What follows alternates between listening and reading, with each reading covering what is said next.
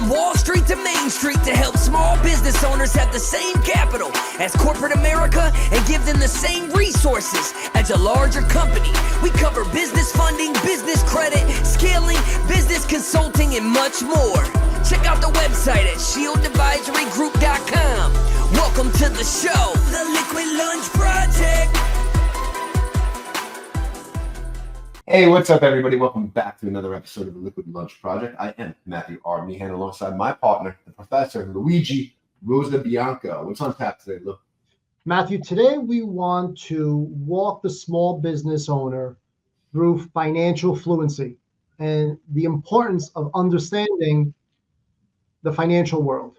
To do that, we have an expert. Gary Arblaster has come up with this ingenious 41 financial personality assessment, because apparently our background and our personality and our individual proclivities dictate the type of decisions we make. So Gary, welcome to the podcast.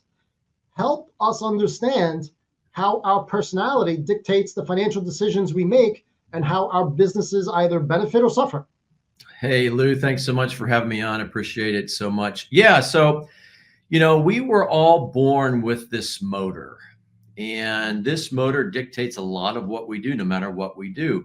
So, several years ago, I was, kind of my story a little bit. Several years ago, I got into this funk. And I've been in the financial services industry since 1994. And what I do for a living, really does, it is significant to people. But I got in this funk. I didn't feel significant. I went and hired a coach. And this life coach, the first thing he did for me was he had me take this but he had me take a personality assessment. And it was funny. I kind of rolled my eyes and said, okay, what kind of voodoo science am I getting in here to? Because I've never taken one. And, I've never really seen the impact of doing such a thing. Gary, I would have said the same thing. Seriously. So when I got the results back, I was like, oh my gosh, this thing hit me right between the eyes. It was me on paper.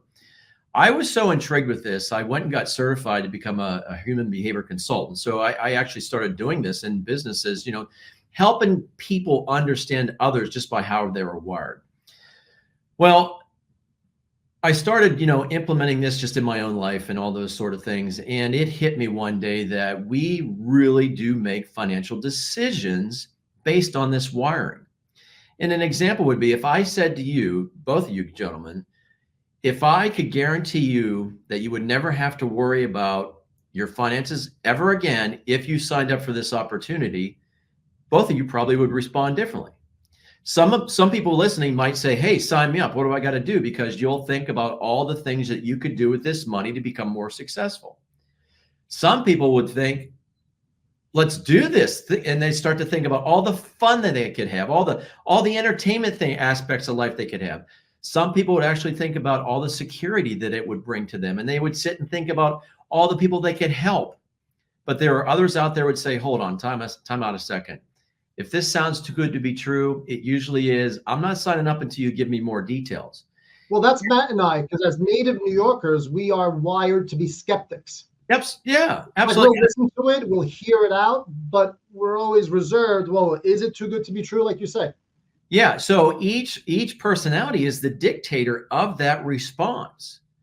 So, it hit me that we really do manage our monies based on those types of things.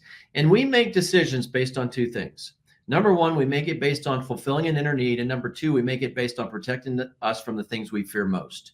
And when it comes to money, and I don't know if you saw a while back, there was a professor out of Harvard come out and said, we make 95% of all financial decisions based on emotions. So it just really plays into understanding us, understanding what our natural tendencies would be, understanding kind of what our go-tos are when things aren't the best or when it comes to our emotions. Once we understand it and have an awareness that goes up, we can actually manage our monies at a different level and through a different lens. And that's how I come up with this assessment. Gary, based upon your behavioral assessments, are we destined to deal with the lot that we were handed, or can we fight through that? And let me give you an example, right? So Matt and I have very similar origin stories. We come from humble blue collar beginnings, and we've taken it on the chin a couple of times through. Forget about the pandemic. The pandemic was wishy-washy. But Right. we went through terrorist attacks. We went through financial downturns. We went through recessions. We went through hurricanes, natural disasters, all sorts of stuff. And our businesses have suffered as a result of that. So I think a lot of our financial decision-making is a combination of having gone through that cyclicality of stuff. Like the universe has a sense of humor, as well as our humble beginnings. Having said that, how can we fight those behavioral instincts to try to optimize the decisions we do make, not only for our business, but also for our families? No, and so my beginnings are identical to what you just referenced. I actually was broke in 2009, 2000, and 2021. So I've gone through the whole aspects of that environment piece that impacts us emotionally and intellectually. So, it is the ability to pause before you respond that we need to work on. So what do I mean by that is, well, we're in the middle of a situation. Our automatic response is to get it done or get it fixed, get us out of the comfort, the pain, and all that stuff that moves us to make decisions. So what this does, though, it actually allows us to have this awareness and actually the ability to self-manage. And when we're able to actually pause to think before we react, 9 chances out of 10, we're going to make better decisions with that pause rather than just automatically going. And that's what this whole conversation is about. That's what this whole process should be about, is to actually taking the time to think before we respond. Can you lift the hood a little bit and Sure. walk us through the 41 financial assessment? Yeah, so the 41 financial personality assessment is based on the DISC personality assessment. So DISC really does hone it down to kind of the simplistic look to personalities. There's four main personality types. You got the D, I, S, and C. So basically what this does, based on how you respond in the assessment, the DISC assessment, it will give you a score. And that score will actually highlight kind of what your personality is. What we do with that then is we give you 8 different strengths that your personality can, kind of fulfill your finances with. So I'll use myself as an example. I'm a very results-oriented guy. So I will, if I've got a project, I'll hone in and I'll get it done. I'll go after the results. So I list the 8 strengths that your personality actually will provide to you if you have a money mindset. All right. I also, in that assessment, will provide you with 8 keys to success. So I don't want to be negative to say these are your weaknesses, but let's face it, there are days we wake up and we just don't want to deal with it, right? We don't feel it. It's just a bad day. So in that, I give you, based on your personality, the 8 things you're going to need to be kind of aware of to make sure you don't fall into a bigger funk or just manage your money differently. We talk about in there, your risk tolerance. We threw in a risk tolerance questionnaire, and this is not a risk tolerance questionnaire. A lot of people talk about how we manage money in based on just pure risk, and this goes a lot deeper to kind of pull out the idiosyncrasies of your personality. So we actually do a risk tolerance questionnaire. We talk about risks in there. I provide some scenarios that you can walk through to kind of see how it works.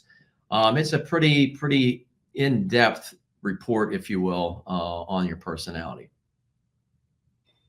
So how long does it actually take to complete this assessment that you put together? The assessment takes 20 to 30 minutes to complete. And once you're complete, then you'll get I get the results and we send it over to whomever is taking it. Now, there are 2 different types of assessments. So obviously, the first one, the big one, is a 40-page report. It goes through the details of DISC, helps you understand your personality. Then it goes into the financial piece. Then it goes into, it's a pretty in-depth report. I understand that some people don't want to sit and read a 40-page report. So what we did was we also created a 10-page report that's more concise, gets right to the meat of it, of your personality and how you'll manage money. Okay, so somebody comes to you, you hammer down, you figure out their personality. What are the next steps? Where do you go from there?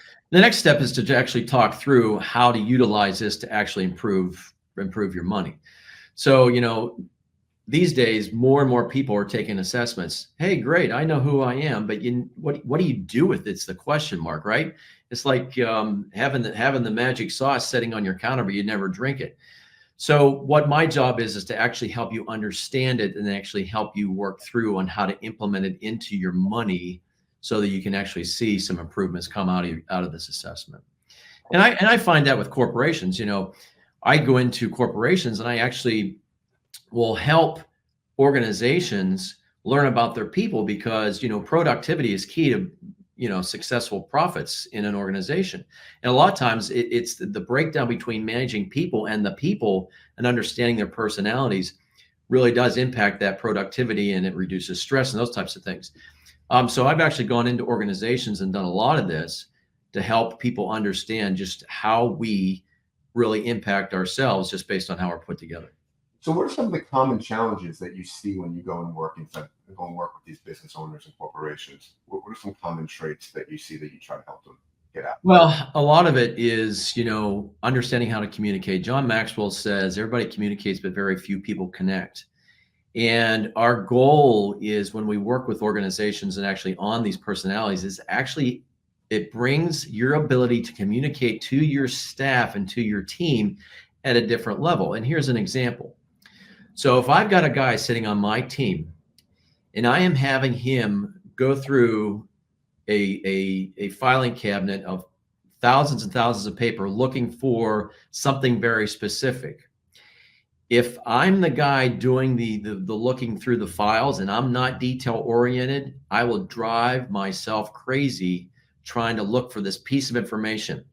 So it allows you to know your team at a different level. So I'm going to give that job that requires a lot of detail, a lot of patience to somebody who's detail oriented.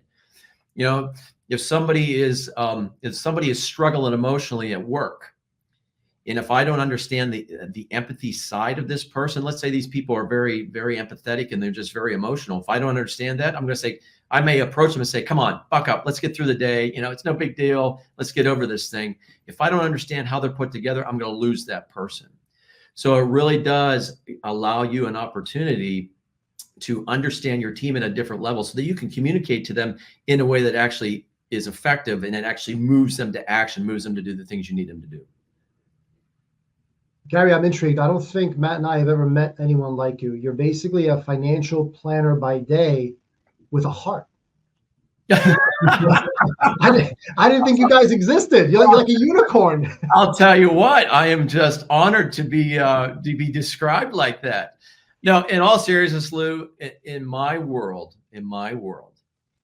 this really has been just a unique opportunity to get to know your clients in a different way. And I deal with the stock market, I deal with emotions, I deal with death, all the time. And this has allowed me to be on a different level with my client. So I have clients that, man, they're looking at the stock market and going, what the heck, So if they're a personality that gets lost with the details or gets lost in the weeds, I'm not going to go through with them and go, okay, here's the beta, here's the alpha, here's the standard deviation, and blah, blah, blah. I will lose them. But if I give them enough information so that they understand where it's coming from, it completely changes the relationship. It closes the gap in that relationship to a completely different level. And I have several examples if you want me to share a couple stories here. Yeah, we would love that, please. Yeah, so I had a mother call me, and she was calling about her son. And she was calling, she says, Gary, my son graduated from college. He's 26 years old. He's making just under 6 figures. We can't get him to do a budget.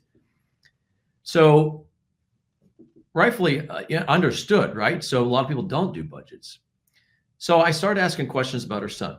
And I said, was he a class clown? She goes, yeah, he sure was a class clown. Had a good time all the time. I said, what about college? Did he like to party? Yep. Always partying, likes to be out with his friends, all this sort of thing. I went on to share with her. I said, look, you are trying to get your son to do something that he's going to struggle with his entire life. Because based on his personality, he runs life according to the fun he can have in the entertainment and the social aspects of his surroundings. He views a budget as it keeping him from having fun. And I said, what we need to do is change the dynamics of that conversation to say, look, let's do a budget and actually budget some fun with your money so that you can enjoy doing things more. I said, if we would approach him like this in a manner that says, look, I want to take you on an adventure. In this adventure, there's going to be surprises, there's going to be ups and downs. But at the end of the day, at the end of this adventure, you're going to have a pot of gold. I said, I wonder if he would buy into that. She goes, I know he would. Well, I said, that's a budget. Think about it. And it completely changed the dynamic of the relationship between her husband and their son, just based on the fact that they were able to talk to him in a way, in a manner that he could understand. Gary, I am not going to let this opportunity slip through our hands, because we are going to engage you to help us with one challenge. So oftentimes we work with small business owners, and they are experts at their craft, at their industry. They may be amazing electricians, great plumbers, wonderful architects, great software designers, right? Whatever it may be, they've mastered their craft. Yep. But they're morons at running a business. That's right. How do you help? I don't know if it's a leap or whether it's a paradigm shift in thinking, but how do you make them appreciate there are certain protocols that need to be respected above and beyond you being a great electrician and wiring a house to be able to run that business? It's almost like you're wearing two hats. Can you help us overcome that challenge, please? Yeah, I mean, it really is trying to communicate and get them to understand the importance of that. I grew up in the blue collar world. My dad was a blue collar guy, ran heavy equipment. He was out of work more than he was in work. So I completely understand that space. It really is to teach them. And I think that's the biggest challenge, is to get them to sit down and actually take the time to learn it. But if you can actually teach them what is between the profit number or the income number and the profit number, and actually in a way that they can understand it, it will get some buy-in from the organizations. And I do it all the time. It's funny. I tell people, and I'm in the process of writing another book. I wrote a book called Making Millions and Going Broke, and I'm in the process of writing another one that actually deals with this whole money conversation. And I always tell people, look, I don't have to ask you one question to know how you manage money. All I have to do is look at your checking account. I look at your P&L and your balance sheet to know, because a lot of times those actually reflect the same thing that we find at home. So, and a lot of business guys, you show them a P&L and they go right to the bottom. And it's the information in between that's really important. So it is a education aspect. It is an ability to communicate in a way that they understand it. And I know that's a simple answer to a very in-depth question, but it really is that simple, is really getting them to learn and hear in a way that they connect with. Crystal clear. Thank you. So, Gary, you also offer CFO services. Walk us through that side of the 41 financial world, because it's one thing when you're dealing with individuals and head of households and entrepreneurs, but then you're dealing with companies at large. Do companies have a personality? Yeah, they really do. And the interesting thing is, most people hire based on their own personality. So we hire people we like. We hire people that are like us. And a lot of times that creates this vacuum of one single personality, and you wonder why people don't get along. So I was actually, a fun story, I was actually doing this for an organization out in Philadelphia, and there were 17 people that I was working with, and 16 out of 17 people scored in the same personality style. So I have this graph I put up, and it's like a bullseye, and it actually shows where everybody scores on the personality. When I put it up, the room just gasped. They were just shocked that, everybody landed here but this one person. Well, this one person started to cry. And she basically said, look, I was looking for another job because I didn't feel like I fit in. And she thought, based on her personality, if she could be louder and more fun and more energetic, that they would make things better at work. And the other personality style, that actually made it worse. So it really did open our eyes up to some challenges for the organization. But the CFO consulting side, my goal, I was sitting in a seminar, actually was a paid attendant. I bought a ticket to go. There's about 200 people there. And at the end of the seminar, one of the guy running the seminar heard that I was a financial guy, and he came up and he says, "Look, there's one of our speakers couldn't come. Would you be willing to serve on a Q&A up front?" And I said, "Sure." So I went up and I started, I did the Q&A. Well, 2 months later, I get a call from one of the people sitting in the audience. And the call was, "I know how to make money. I know how to run my business. I can't read a P&L and I can't read a balance sheet. I have no idea what they are." So I went and sat with this young man. It was several years ago. And I taught him how to read a P&L and I taught him how to read a balance sheet. In his eyes, literally it was like the light bulb went on. And so I've pretty much honed in on that world to help people understand, number one, how to read P&L and how to use it to your benefit. I asked the question, do you think that you can make money and lose money at the same time? And the answer is yes, you can. And I show them in these financial documents just how that happens. I take them to the balance sheet. Nobody talks about a balance sheet, but the balance sheet is the number one thing a bank or an institution goes to see if you are a healthy organization. And so I show people what ratios in that balance sheet actually is the indicator if you're over leveraged. Are you able to maintain and service your bills in the short term or the long term? So it really is helping people in the small business world understand that the lifeblood of their business is found in their financial reports. And 82% of small businesses go under because of cash flow. And that's Amen big. to that. It's big. So, my mission, if you will, on that side of this wheel, this spoke, is to really educate people just to how to utilize this stuff to be successful. And so it's been a lot of fun. I truly love it. I love what I do. I'm 54 years old and I feel like I'm just getting started. Retirement's just like not in the conversation for me. Yeah, I think the retirement the definition of retirement has evolved over the last generation or so. I think with the work from home and working remotely and being able to have a laptop anywhere, I don't think retirement is in the cards for all of us. I was having this conversation last night with somebody. They told me they're retired. They just turned 60. They look like they're my age, by the way. And I go, "So what do you do all day?" He's like, "Well, I get up, I go to the gym, and then I think he's lost. He wants to get back to work, right? It's not. I don't think it's it's not all caught up with what people think it's going to be at first." No, and I find a lot of clients who've retired actually do go get other jobs just to give them something to do. It's a big leap, especially if for real high achievers. I use this personality assessment. I use the CFO consulting to really help people understand their personal economic indicators. And that's kind of my terminology, because you look at the government, they make decisions, businesses make decisions based on economic indicators. And I just don't think we're paying enough attention to our own personal economic indicators. And a lot of that is found, again, in how we are wired. We have certain go-tos. We have certain habits. We have certain idiosyncrasies that move us to make decisions. Go ahead, Lou. Gary, do you think there are generational personalities?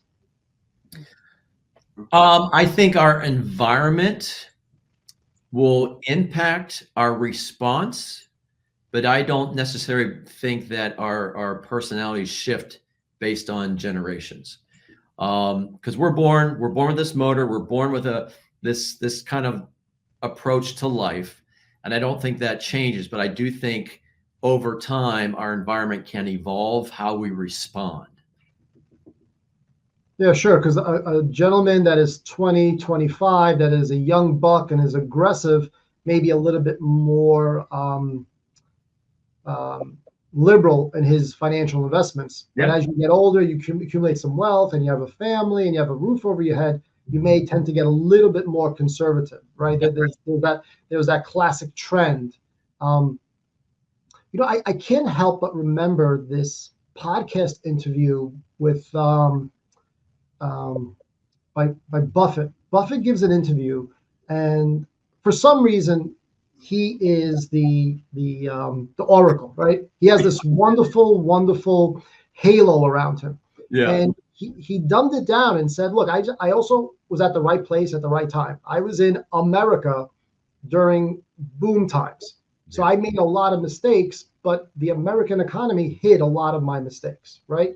How much do personalities and decisions affect this rising tide raises all boats scenario that America hopefully will continue to go through? Well, I completely agree with him. And if you look back in the 80s and 90s, you could take a dart and throw it on a dartboard, hit an investment, and do 20%. Those days are over. And so it's one of these things that if we don't start really elevating our accountability to our money, I think people are going to struggle with getting on the other side or continuing to prosper in what we're doing. If you look at our debt, and I do a lot of keynote speaking on this topic. If you look at our debt, nationally, back in 2004, it was 7 trillion. Here we are, 2024, it's 33 going to 34 trillion. We spend between $600 and $700 billion a year in interest. Our income's over 4 trillion, but we spend 6 trillion. It's one of these things. If we just continue to pay attention to that type of thing and rely on government to fix our problems, I think we're going to be struggling. So my point in saying that is, if we're going to impact our own futures, we need to be more aware and more accountable to our own money. And everybody's saying, oh, those darn Republicans, or oh, those darn Democrats. Well, since 1977, there's been exactly 4 Democrats and 4 Republicans. So it's not a political thing, because this is just what we do as a government. So, I personally believe that prosperity is going to be found in us when we personally take our own accountability, take our own awareness, and apply it to everything we do financially. So this is a big issue. This is a big topic that you're bringing up, and I'm glad that you speak on it, because what's next? What does the government do here? Where is their next move? We're not making enough money. We're not bringing it in. AI is not coming to save the world. I hate to break the news to everybody like they're talking about. So what is the next move? I just think they need to sharpen their pencils and be willing to cut the things that need to be cut. And nobody wants to do this. Everybody is in preservation mode. How do I preserve my seat at the table? And I just, it concerns me, even in some of what I'm hearing sometimes, is that people just aren't willing to do that. It just seems like that type of politician is just not there. It's theatrics. It's, if I scream a lot, hard enough on television, and then go back to having dinner, I'm good. And that's not what's going to get it done. They've got to sharpen their pencils. They've got to man up, woman up, and do some cuts. And we're just not doing it. Isn't this simple? Money in, money out. I just don't know what the challenge is with this, but we do know what the challenge of it is. I was speaking to another fund manager about this, and he thinks we're going to do a 100-year bond. Wow. I think every representative in the House and in the Senate needs to go through a 41 financial assessment. It should be a precondition to being elected. I appreciate you saying that. Let's work on getting that done. Do you think there's a personality that leans someone towards being attracted to like these meme stocks and these really shiny object syndrome? Oh yeah, absolutely. So in the world of DISC, there's the D personality, very dominant, very results oriented. There's the I personality, very inspiring. They like to have a lot of fun. The S's are very supportive. They're very secure. They don't like change. And then there's the D that's very detail oriented. Process is the way for them to go.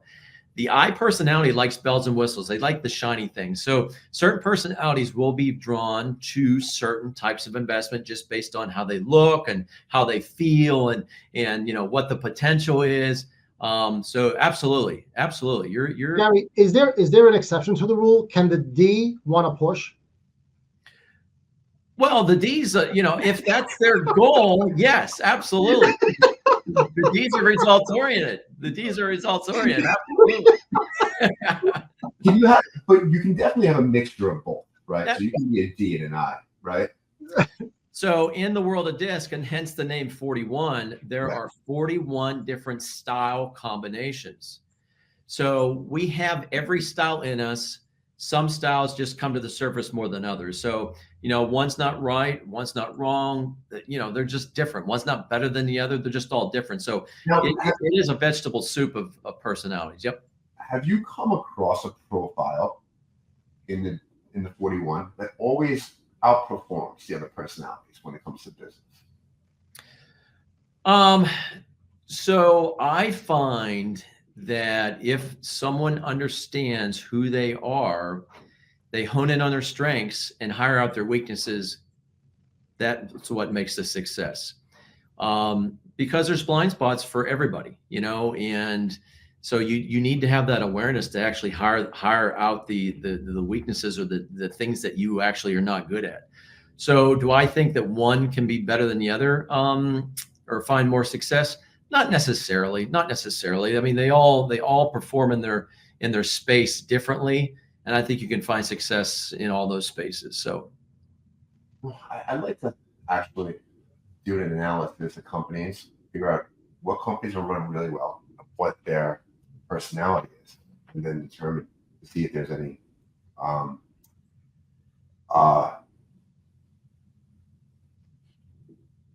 I freeze?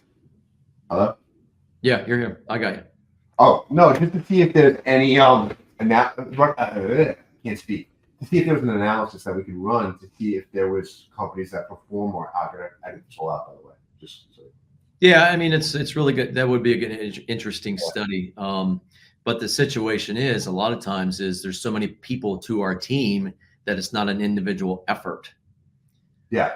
So the elevation of drive, the elevation of push will come from the top, but the people who actually do the work and do the heavy lifting's probably different. Love it. So Gary, can you tell everybody where they can find you and how they can reach out to you on the socials or get in touch with you so they can run their personality assessments too? Yeah, I appreciate that. Yeah, I can be found on LinkedIn, of course. You can go to my website, arblasterconsulting.com. There's an email address, gary@arblasterconsulting.com. And I also have put together a financial tip ebook that I'm offering to everybody for free. If you go to financialtipebook.com, people can sign up there to get this ebook. So thank you so much. That's a nice little perk. Yeah, I love what I do, and this has been a lot of fun for me. So first and foremost, thanks for having me on. I appreciate it. Oh, thank you for being here. I have one question before we leave, Gary. If you were to go back and you could pick the personality that you wanted to be or become that personality that's different from where you are right now, which personality would that be in this process?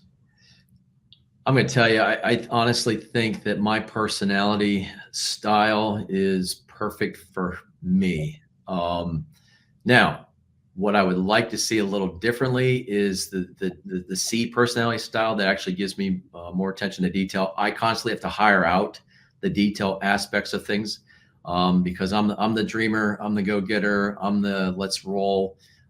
So the blind spot for me is that detail piece that I actually I hire a lot of people to do that for me. So if that answers your question, I love being the personality style I am. Because it gets me to meet people like you guys and get out there. But there's a piece, though, that I definitely need some people to come alongside of me. Hey, listen, I need that C2 in my life. I need the detail-oriented person. Yeah. And I'm glad I'm not a C. That's what I have my wife for. That's exactly right. Fun story, real quick, fun story. I'm married to a C. I had my wife take this personality. So when we first got married, I'm out there making all kinds of financial decisions and doing my thing. So she starts to ask questions. And my first response was, why don't you trust me? So it actually created this rub because based on how I'm put together compared to what she's put together. Well, after I had her take this assessment, I'm like, oh, duh, she needs the details. So I started giving her details with decisions we make, and it completely transformed our marriage. So part of this assessment, I actually created an interactive guide that teaches you how to communicate with your spouses or business partners about money. That's pretty good. I like it. I'm definitely going to check it out. Guys, thank you for joining us. That's a wrap of the Liquid Lunch Project. We'll see you on the next one. Appreciate it. Thanks, guys. Thank you for listening to the show. And make sure you subscribe, leave a review, and share it with a friend. We'll see you on the next episode of The Liquid Lunch Project.